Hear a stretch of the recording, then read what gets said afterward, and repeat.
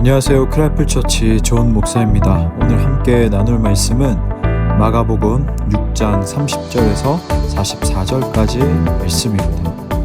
함께 말씀을 나누도록 하겠습니다.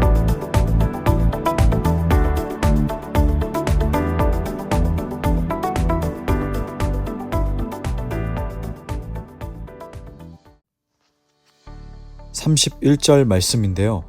이르시되 너희는 따로 한적한 곳에 가서 잠깐 쉬어라 하시니 이는 오고 가는 사람이 많아 음식 먹을 겨를도 없음이라.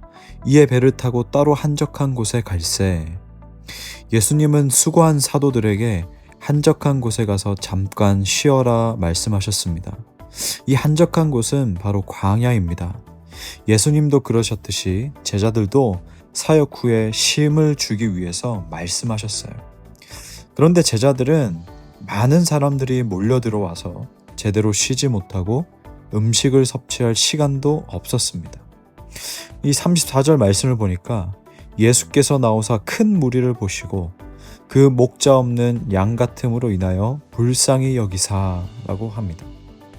예수님은 제자들과 배를 타고 이동하시는데 이 무리들은 배가 어디로 가는지 확인한 후에 따라가기 시작합니다.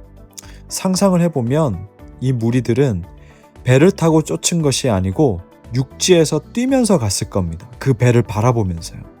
왜냐하면 그들은 배를 타고 이동할 수도 없는 그런 어려운 형편의 사람들이 대부분이었기 때문입니다. 요한복음 6장 2절에 보면 이렇게 되어 있습니다. 큰 무리가 따르니 이는 병자들에게 행하시는 표적을 보았음이로라. 이 무리 중에는 치유받고자 하는 아픈 사람들이 많았을 것 같아요. 어떤 사람들로 형성되어 있든 간에 분명한 것은 어려운 사람들임에는 틀림없습니다. 예수님은 이렇게 자기가 아픈데 아픈 몸을 가지고 정말 끝까지 쫓아오는 이 무리를 보시고 불쌍히 여기셨습니다. 아마 오늘날 우리도 각자에게 불쌍히 여기는 마음, 불쌍히 여기는 어떤 영역이 있을 겁니다. 마음이 쓰이는 곳이 있을 거예요. 근데 그 마음은요, 하나님께서 여러분에게 주신, 특별히 주신 마음입니다. 불쌍히 여기는 마음은 즉 그 대상을 사랑하는 마음이라고 할 수 있습니다. 그래서 그 마음을 가진 사람만이 눈에 보이는 것들이 있어요. 근데 여러분, 그 마음이 혹시 가지고 계십니까? 그 마음을 지나치지 마세요. 하나님께서 여러분에게 주신 마음입니다. 하나님께서 여러분이 그 마음을 통해서 일하시기를 원하셔요. 그래서 여러분 지나치지 말고 그 마음으로 쓰임받기를 기도해 보시길 바랍니다. 말씀을 계속해서 살펴보면 이스라엘 지도자들은 종종 목자에 비유됩니다. 민수기 27장 17절 말씀에서 모세는 하나님께 여호와의 회중이 목자 없는 양과 같이 되지 않게 하기 위해서 여호수아를 후계자로 세울 것을 간구하는 모습이 나옵니다. 우리 에스겔서 34장 5절을 보면 목자가 없으므로 그것들이 흩어지고 흩어져서 모든 들짐승의 밥이 되었도다 기록하고 있어요. 왜냐하면 목자가 없으면 백성은 흩어져서 들짐승에게 먹혀버리기 때문입니다. 이 본문에서 무리를 향해서 목자 없는 양 같다라고 하는 의미는 현재 이스라엘에서 그 종교 지도자들이 어떠한지를 말해주고 있습니다. 종교 지도자들은 양떼를 보살피기보다는 방치하고 착취하고 있었습니다. 예수님은 목자 없는 양 같은 무리들을 불쌍히 여기시고 먹이기로 하십니다. 구약에서 묘사된 이 종말에 나타날 메시아의 이미지는 참 목자로서 먹이시고 고치시는 모습입니다. 에스겔서 34장 23절에서 24절에 보면 한 목자를 그들 위에 세워 먹이게 한다라고 해요. 이 무리가 거짓 목자로 인해서 고통받는 모습을 불쌍히 여기시고 예수님은 가르치신 후에 떡으로 백성을 먹이기를 원하셨던 거예요.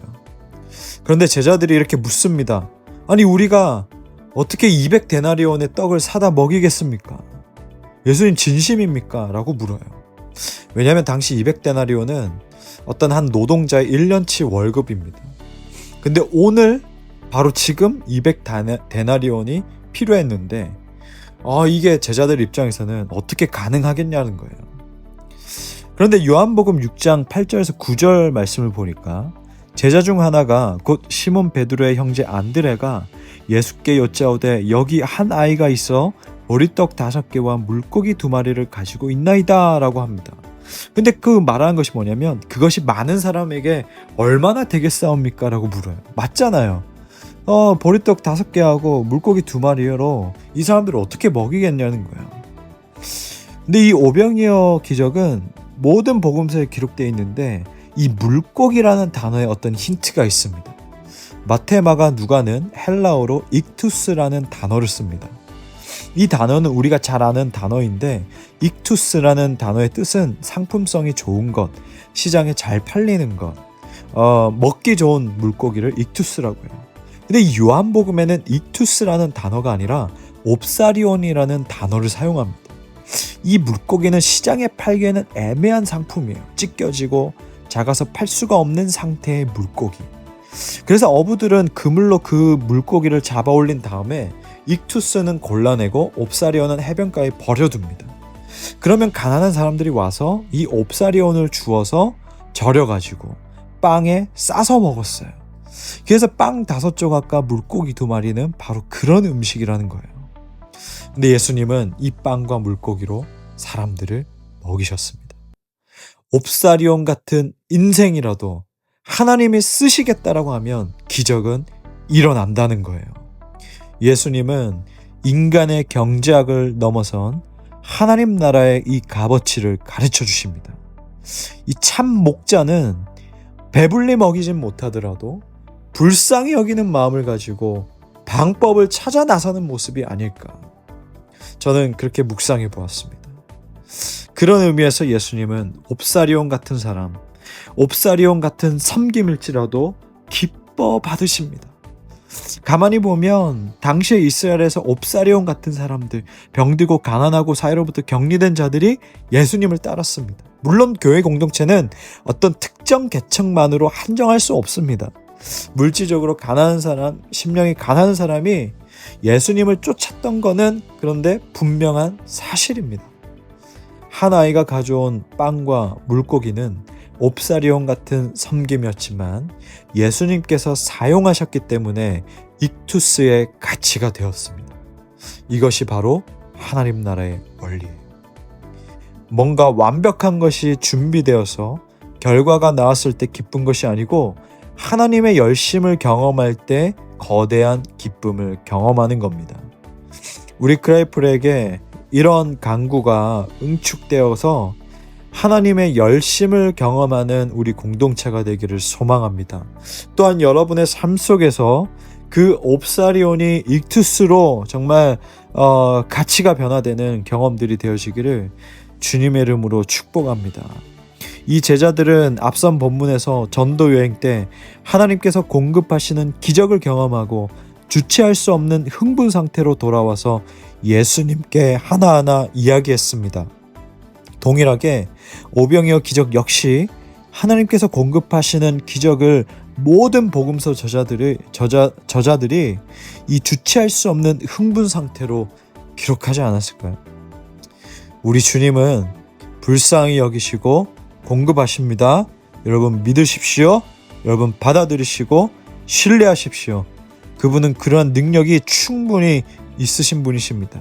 여러분 공급자 되시는 주님을 기억하시고 그분 앞에 나아가시고 그분께 간구하시고 신뢰로 그분 붙드는 삶 되기를 주님의 이름으로 축복합니다. 아멘. 기도하겠습니다. 하나님 아버지, 정말 참 목자는 불쌍히 여기는 마음이 있다고 했습니다. 주님, 우리에게도 그 사람, 그 영역에 불쌍히 여기는 마음이 있습니다.